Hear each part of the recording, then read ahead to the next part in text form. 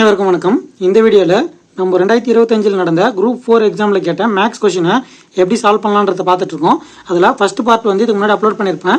அது பார்க்காதவங்களுக்கு டிஸ்கிரிப்ஷனில் வீடியோ லிங்க்கை போடுறேன், பார்க்காதவங்க பார்த்துக்குங்க. இதுக்கு முன்னாடி வீடியோவே அதுதான் அப்லோட் பண்ணியிருப்போம், அப்படி போய் பார்க்குறவங்க பார்த்துக்குங்க. இப்போது செகண்ட் பார்ட்டு, முன்னாடி பார்ட்டில் 13 கொஷின் போட்டிருப்போம், மிச்சம் இருக்கிற 12 கொஷினை இந்த பார்ட்டில் பார்க்கலாம். இப்போது இந்த பாட்டில் என்னென்னா, ஒரு சில கேள்விலாம் இதுக்கு முன்னாடி நம்ம பார்த்துருக்க மாட்டோம். அதில் இந்த முதல் கேள்வி அந்த மாதிரி தான் இருக்கும். இதுக்கு முன்னாடி நம்ம கேள்விப்பட்டிருக்க மாட்டோம் பெருசாக. இது பற்றின ஐடியா நம்மளுக்கு இல்லாமல் இருந்ததுனால இந்த கொஷின் டஃப்பாக தெரியும். ஆனால் இந்த ஐடியா தெரிஞ்சிச்சுன்னா ஈஸியாக இருக்கும். இது இன்னி வர எக்ஸாமில் இந்த மாதிரி கேள்விலாம் கேட்டாங்கன்னா இதை வச்சு ஈஸியாக சால்வ் பண்ணிக்கலாம். நில அளவை படத்தில் நிலமானது பின்வருமாறு மதிப்புகள் குறிப்பிடப்பட்டுள்ளன அப்படின்னா இதோட பரப்பளவு எவ்வளோன்னு கேட்குறாங்க. சரிங்களா? இப்போது இதுக்கு டயக்ராம் வரையணும். அது எப்படி வரையணும்னு பாருங்கள். இப்போது ஃபஸ்ட்டு ஏவிலிருந்துனா இது ஏவிலிருந்து 50 ஃபஸ்ட்டு. சரிங்களா? அடுத்து 80. ஃபஸ்ட்டு இருக்கிறது எல்லாத்தையுமே போட்டுங்க. 50 அடுத்து 80 கொடுத்துருக்காங்களா? அப்போது 50 கூட 30 கூட்டினீங்கன்னா 80 வருமா? அது வரும். சரிங்களா? அடுத்து 120 கொடுத்துருக்காங்க. இது வரைக்கும் 80. 120 வரணும்னா ஒரு 40 சேர்க்கணுமா? 40. சரிங்களா? அடுத்து 120லேருந்து எவ்வளோ கூட்டினா 150 வரும்னா 120லேருந்து 30 கூட்டினோம்னா 150 வந்துடும். மொத்தமாக 150 சொல்லியிருக்காங்களா? 150 வந்தா பாருங்கள். 50 50 + 30 80 80 + 40 120 120 + 30 150. இது வந்துருச்சுங்களா? இப்போது இதில் பாருங்கள், 50க்கு நேராக 30 போயிருக்காங்களா லெஃப்ட் சைடு? அப்போது லெஃப்ட் சைடு 50க்கு நேராக 30 போயிருக்காங்க. சரிங்களா? அடுத்து 80க்கு நேராக ரைட் சைடு, அதாவது 80னா இதுக்கு ரைட் சைடு அது பி, இது இ. 80க்கு நேராக 50ன்றது பி, இது 50 வரைக்கும் வரும். சரிங்களா? அடுத்து 120க்கு நேராக டி, அது 20. சரிங்களா? 20 வரைக்கும் போயிருக்கும். இது 20, இது டி. அவ்வளோதான். இதை நீங்கள் ஜாயின் பண்ணிங்கன்னா போதும், உங்களுக்கான ஆன்சர் ஈஸியாக கிடச்சிரும்.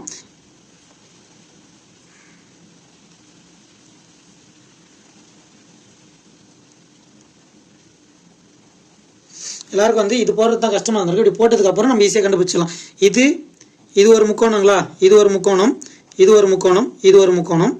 இங்கே பாருங்கள், இது ஒரு முக்கோணம் ப்ளஸ்ஸு இது ஒரு ரெக்டாங்கிள். சரிங்களா? ரெக்டாங்கிள்னா செவ்வகம் சொல்லுவாங்க. இது 1 2 3 4 5 6. இந்த 6த்துக்கான மதிப்பு கண்டுபிடிச்சிட்டு அந்த 6த்தையும் கூட்டினீங்கன்னா ஆன்சர் வந்துடும். இதுக்கு முக்கோணத்துக்கு ½ BH தான் ஃபார்முலா. சரிங்களா? ½ இன்ட்டு பேஸ் எவ்வளோ வருது பாருங்கள். பேஸ் 50. சரிங்களா? ஹைட் இது ஒரு 40, இது ஒரு 30, மொத்தமாக 70. இதை அடிச்சிங்கன்னா 2 இது 1 5 25. சரிங்களா? இதை பெருகுனீங்கன்னா உங்களுக்கு என்ன வரும்னா 1750ன்னு வரும். அதே மாதிரி இதுக்கு போட்டிங்கன்னா உங்களுக்கு 2000 வரும். அதே ஃபார்முலா தான், ½ BHன்றது தான் ஃபார்முலா. அடுத்து இதுக்கு போட்டிங்கன்னா 750ன்னு வரும். இந்த சின்ன ட்ரையாங்கல், சின்ன முக்கோணம் இருக்கு இல்லைங்களா, அதுக்கு போட்டிங்கன்னா உங்களுக்கு 350ன்னு வரும். இதுக்கு போட்டிங்கன்னா 300ன்னு வரும். சரிங்களா? இப்போது எக்ஸ்ட்ரா இருக்கிறது இந்த செவ்வகம் தான். செவ்வகத்துக்கான பரப்பளவு ஃபார்முலா லென்த் இன்ட்டு பிரெத்துன்னு வரும். சரிங்களா? இங்கே போடுறேன் பாருங்கள், லென்த் இன்ட்டு பிரெத்து. சரிங்களா? லென்த் 70. இது இருக்கு இல்லைங்களா, இதுதான் செவ்வகத்தோட லென்த்து. லென்த் 70 இன்ட்டு பிரெத்து இந்த ஃபுல்லாக தான் 30. இது வரைக்கும் தான் நம்ம கணக்கு எடுக்க போகிறோம். அந்த 10 இந்த முக்கோணத்துக்கு போயிடும். சரிங்களா? அப்போ மிச்சம் இருக்கிறது இது 20ன்னு வரும். அது 20 0 0 7 2 14 1400ன்னு வரும். சரிங்களா? இப்போ மொத்தமாக இருக்கு இல்லைங்களா, அது எல்லாத்தையும் கூட்டினீங்கன்னா உங்களுக்கு ஆன்சர் வந்துடும். சரிங்களா? இது 1700 + 2000 + 750 + 350 + 300 + 1400. இது எல்லாத்தையுமே சேர்த்து கூட்டினீங்கன்னா உங்களுக்கு 6550ன்னு வரும். இதுதான் இந்த கேள்விக்கான விடை. கேள்வி புதுசாக இருக்கவே நமக்கு டஃப்பாக இருக்கும். இதை கொஸ்டின் வச்சு நம்ம கிரியேட் பண்ணிட்டோம்னா ரொம்ப ஈஸியாக இருக்கும். இந்த ஐடியா தெரிஞ்சுக்கங்க. இனி வரும் எக்ஸாம்பிளில் இந்த மாதிரி கேள்விலாம் கேட்டாங்கன்னா சால்வ் பண்ணுறதுக்கு ரெடியாக போயிடலாம். அடுத்த கேள்வி, ஒருவர் தன்னுடைய 4 நண்பர்கள் இருக்காங்க. அவங்க ABCD, அவங்க எல்லாருக்கும் பேனாவை பிரித்து கொடுக்குறாரு. எந்த விகிதத்தில்னா 1/3 1/4 1/5 1/6 ஆகிய விகிதங்களில் விநியோகிக்கிறார் எனில் அவர் வைத்திருக்க வேண்டிய பேனாக்களின் குறைந்தபட்ச எண்ணிக்கை எவ்வளோன்னு கேட்குறாங்க. இதுக்கு நம்ம எல்சிஎம் எடுத்துக்கலாம். சரிங்களா? கீழே இருக்கு இல்லைங்களா, அதுக்கு எல்சிஎம் எடுக்கணும். 3 4 5 6. இதுக்கு எல்சிஎம் எடுத்தீங்கன்னா உங்களுக்கு 60ன்னு வரும். சரிங்களா? இப்போது ஒவ்வொன்றுத்துக்கு அது மாதிரி பிரித்து பாருங்கள். அந்த 60 1/3 இன்ட்டு 60ன்னு போட்டிங்கன்னா 20ன்னு வரும். அடுத்து 1/4 இன்ட்டு 60ன்னு போட்டிங்கன்னா 15ன்னு வரும். அடுத்து மூணாவதாக இருக்கிறது வந்து 1/5 × 60ன்னு போட்டிங்கன்னா 12ன்னு வரும். அடுத்து லாஸ்ட்டாக 1/6 × 60 போட்டிங்கன்னா 10ன்னு வரும். சரிங்களா? மொத்தமாக வந்து இங்கே ஒரு 20, இங்கே ஒரு 15, இங்கே ஒரு 12, இங்கே ஒரு 10, மொத்தத்தையும் கூட்டினீங்கன்னா 20 + 15 வந்து 35, இது ஒரு 47, இது ஒரு 10, 57. மொத்தமாக வந்து அவருக்கு 57 பேனா குறைந்தபட்சம் தேவைப்படும். அது வந்து ஆப்ஷன் சியில் இருக்குது. இதுதான் வந்து இந்த கேள்விக்கான விடை. அடுத்து இந்த கேள்வி பாருங்க. 2, 5, x, 20 ஆகிய எண்களை அதே வரிசையில் பயன்படுத்தி அமையும் விகிதங்கள் விகித சமமாக இருப்பின் எக்ஸோட மதிப்பு என்னன்னு கேட்குறாங்க. இது வந்து ரெகுலராக நம்மளுக்கு வந்து டிஎன்பிஎஸ்சியில் கேட்குற கேள்வி தான். முன்னாடிலாம் அவங்களே கொடுத்துருவாங்க, நம்ம அதுலேருந்து கண்டுபிடிப்போம், அது ஈஸியாக இருக்கும். இப்போ வந்து ஒரு கேள்வியாக கொடுத்துட்ருக்காங்க. அது வந்து விகிதத்தை நம்ம அதை வச்சு உருவாக்கணும். எப்படி உருவாக்கணும்னு பார்த்தீங்கன்னா 2:5 x 20 அதை வந்து அதே வரிசையில் இது பண்ண சொல்லியிருக்காங்களா, கொடுத்துக்கிற வரிசையை அப்படியே பண்ணிக்கோங்க. நடுவில் விகிதம் பிரிப்பாங்க இல்லைங்களா, அதை வந்து சென்டராக பிரிச்சிங்க. இப்போ 2:5 எப்படி எழுதலாம்னா 2/5ன்னு எழுதலாம். இங்கே ஈக்குவல் டு எடுத்து x/20ன்னு எழுதலாமா? நம்மளுக்கு தேவை x மட்டும். மிச்சம் இருக்கிற 20 அந்த பக்கம் அமைச்சிங்கன்னா × 20 ஆகிடும். அதாவது இங்கே 20 வந்து வகுத்தல் இருக்குது, அந்த பக்கம் போச்சுன்னா பெருக்கல் ஆகிடும். இங்கே x மட்டும் இருக்கும். இப்போது இந்த 5ஆவது வாய்ப்பாட்டில் ஒரு முறையும் 5ஆவது வாய்ப்பாட்டில் 4 முறையும் அடிச்சிங்கன்னா எக்ஸோட மதிப்பு வந்து நம்மளுக்கு கிடைக்கும். x = 8ன்னு கிடைக்கும். அதாவது 2 × 4 வந்து 8. இது ஆப்ஷன் சியில் இருக்குது. இதுதான் வந்து இந்த கேள்விக்கான விடை. அடுத்த கேள்வி, 108 மற்றும் 234 ஆகியவற்றின் மீப்பெரு பொது வகுத்தியை 23x - 51 என்ற வடிவத்தில் எழுதினால் எக்ஸின் மதிப்பு என்னன்னு கேட்குறாங்க. இது ஒன்றும் இல்லை, கேள்வி கொஞ்சம் டிஃப்ரெண்ட்டாக கேட்டிருக்காங்க. மீப்போவா, அதாவது HCF. சரிங்களா? மீப்போவா அப்படின்னா HCFன்னு சொல்லுவாங்க இங்கிலீஷில்.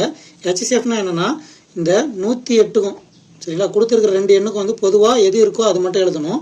234க்கும் 2ஆவது வாய்ப்பாட்டில் போட்டிங்கன்னா 54, 1, 1, 7 117ங்களா. இப்போது 9ஆவது வாய்ப்பாட்டில் போட்டிங்கன்னா 6 முறை, 1, 27 வந்து 3 முறை வரும். சரிங்களா? இதுக்கப்புறம் எதுவுமே பொதுவாக வராது. இது ஒரு காலம் நிறுத்தினீங்கன்னா அது வந்து HCF, அதாவது 9 × 2 இதுக்கான மதிப்பு வந்து 18. 18ன்றது தான் வந்து HCF. இதே LCM கேட்டாங்கன்னா இது ரெண்டுத்தையும் சேர்த்து பெருக்கினீங்கன்னா அது LCMல வரும். இப்போது எக்ஸ்பிரஷன், அதாவது ஒரு சமன்பாடு கொடுத்துருக்காங்களா, அது வந்து 23x - 51 அதோட மதிப்பு என்ன, அது வந்து HCFோட மதிப்புன்னு சொல்லியிருக்காங்க. இதுவும் நம்ம கண்டுபிடிச்ச HCFோட மதிப்பும் சமம்னு சொல்லியிருக்காங்க. அப்போது ஈக்குவல் டு 18. இப்போ நம்மளுக்கு 23x மட்டும் அப்படியே வச்சுங்க. -51 அந்த பக்கம் போச்சுன்னா +51 வரும். அதை கூட்டினீங்கன்னா 69ன்னு வரும். எக்ஸ் அப்படியே வச்சுக்கோங்க. 69/23, அதாவது 23 இங்கே பெருக்கல் இருக்குது, அந்த பக்கம் போச்சுன்னா வகுத்தல் ஆகிடும். இதை 3 முறை அடிச்சிங்கன்னா நம்மளுக்கு ஆன்சர் வந்துடும். 23 × 3 வந்து 69. இந்த 3 வருது இல்லைங்களா, இதுதான் வந்து இந்த கேள்விக்கான விடை. அது ஆப்ஷன் 7 இருக்குது. நார்மலாக கேட்குற கேள்வி தான், கொஞ்சம் கொஸ்டினாக மாற்றி கேட்டிருக்காங்க.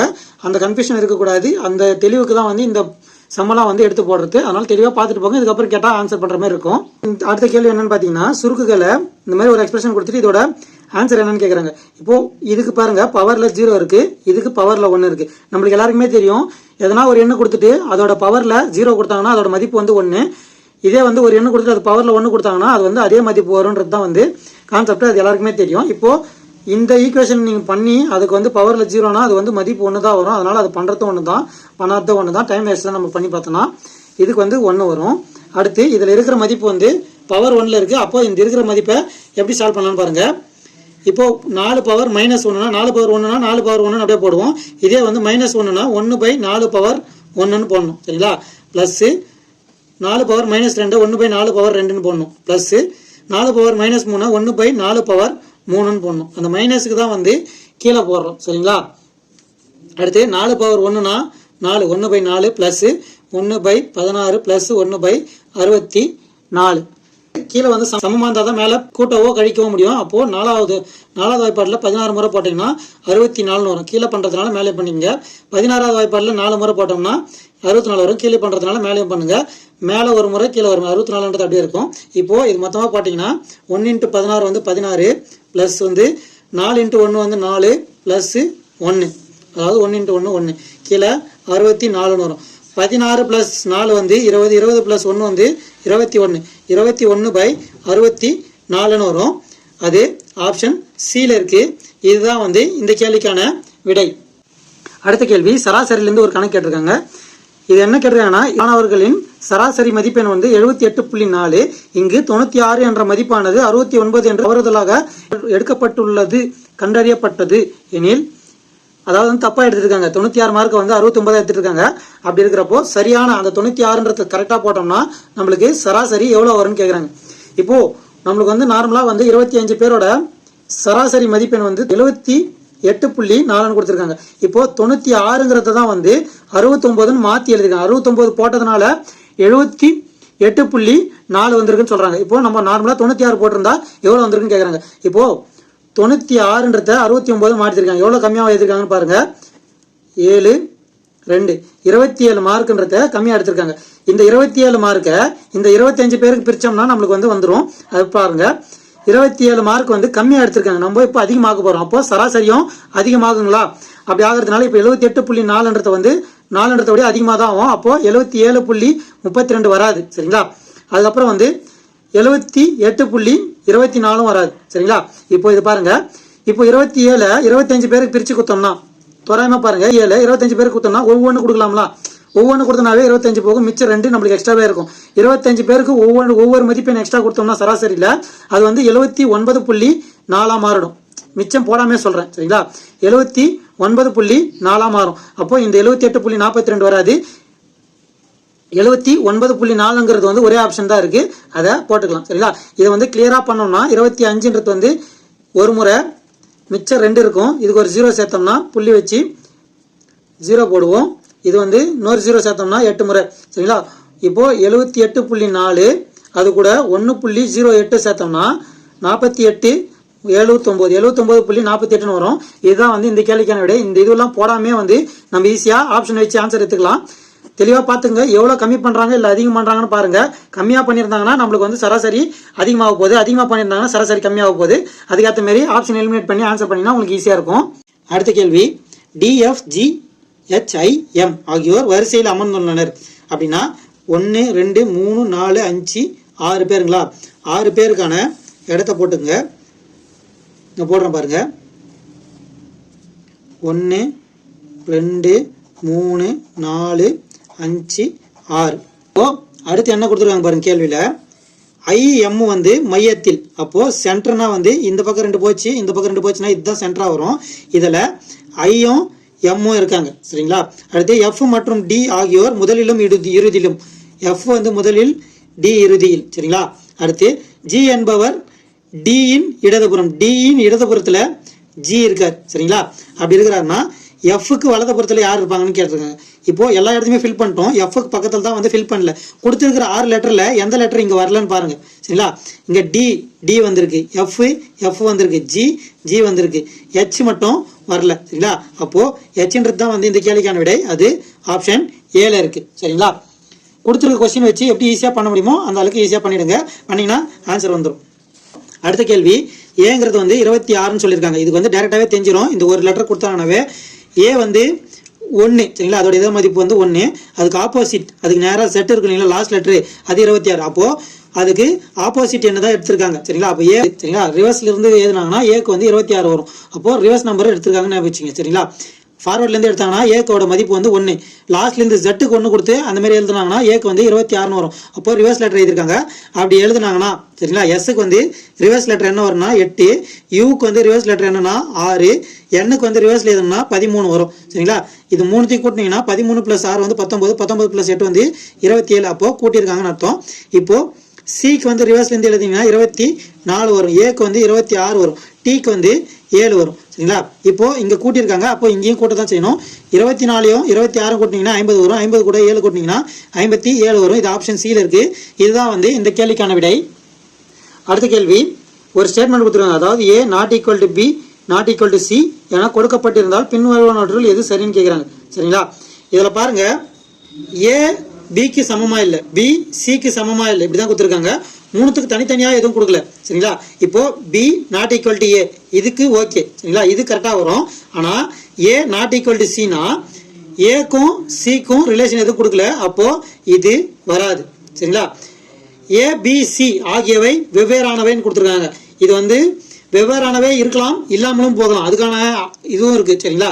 ஏன்னா ஏவும் சியும் நம்மளுக்கு நேராக வந்து அதோட ரிலேஷன் கொடுக்கல. அப்படி இருக்கிறப்போ இது வராது சரிங்களா. A equal to B equal to C, அதாவது A not equal to B not equal to சின்னு கொடுத்துருக்காங்க, இதுவும் வராது. அது நாட் ஈக்குவல் டு கொடுத்துருக்காங்க, இங்கே ஈக்குவல் டு கொடுத்துருக்காங்க, அப்போ இதுவும் வராது. இது வந்து ஏ வந்து நாட் ஈக்குவல் டு சி அல்லது ஏ ஈக்குவல் டு சி சரிங்களா. இது வந்து நம்மளுக்கு கிடைக்கலாம் எப்படின்னு பார்த்தீங்கன்னா ஏக்கும் பிக்கும் சிக்கும், அதாவது A B B C, A not equal to B B not equal to சின்னு தான் கொடுத்துருக்காங்க.